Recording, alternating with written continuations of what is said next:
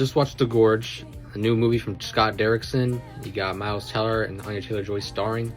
And going into it, it was one of my most anticipated movies of the year, simply because of the premise. And then when I found out who was involved behind the scenes, like the cinematographer from the John Wick movies, and then you got Trent Reznor and Atticus Ross, some of my all-time favorite composer, I believe, the guys who did the Social Network, Soul, and then just recently we got the Ninja Turtles score and Challengers, of course, which should have been nominated for an Oscar.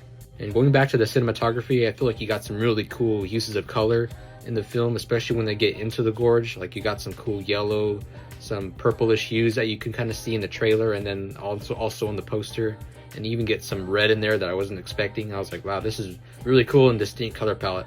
As far as the acting goes, Miles Teller did a solid job. You know, he's one of the more charismatic actors, and I feel like he didn't have a whole lot to work with, but he did an okay job.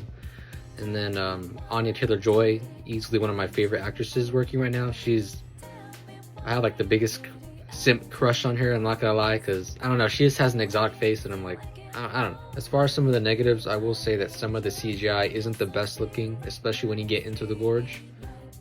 And some of the reveals about the gorge itself are pretty predictable and not exactly what you call surprising.